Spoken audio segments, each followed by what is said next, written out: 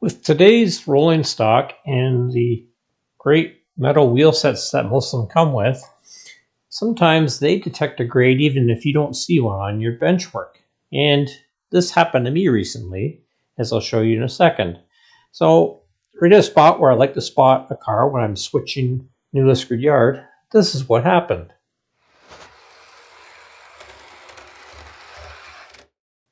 Not only did the car roll right to the end of the wheel stop and follow the switch, it also derailed. So that definitely is not what I was looking for when I was switching New Liskeard.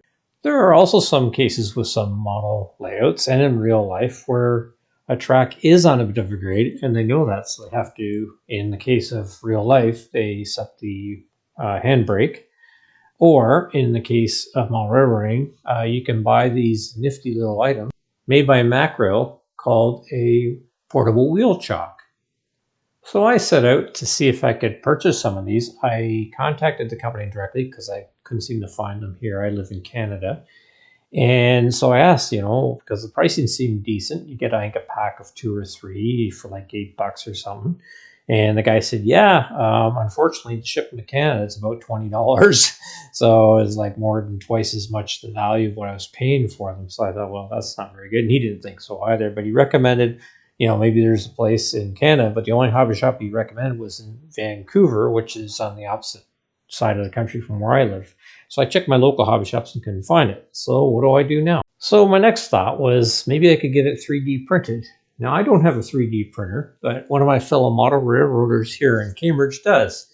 And he recommends Thingiverse, which is a free place where you can go to look at where people have uploaded stuff you can 3D print. And a lot of it, model train stuff, is on there.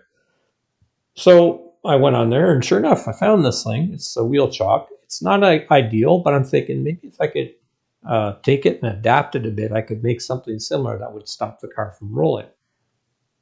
So I contacted that model railroad friend I have, Rob, and sure enough, he said, yeah, no problem, I can print them off for you. So he printed off actually a number of them for me because they're pretty small.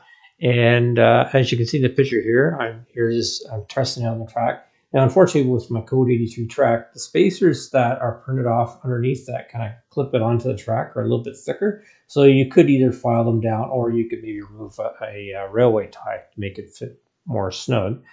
And then the next picture here, you can see I tested out. Sure enough, as a standalone wheel chock, it does work, but it's not what I want. I want something that a car could kind of maybe roll into and hold it steady, or put it right against the car and make it from rolling. I didn't want to have to lift the car up and put it into the wheel chock. So once modified, I had to test it. So here's the first test. Provided it was properly clipped in between the ties, it worked well.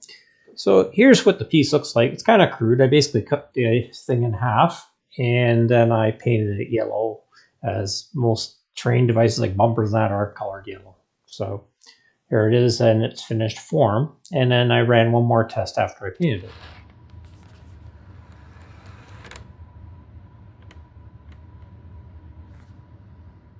So with success on the second test as well, obviously in the future, I'm just going to put the bumper in and not have the car roll that far down. That's not what I was looking for, but I just want to make sure that it would hold in position.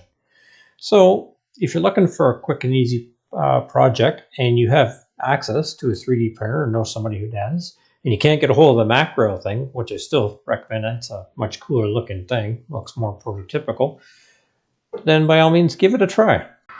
If you enjoyed watching this video, please click like, and if you want to see more videos on model trains and real trains, please subscribe now.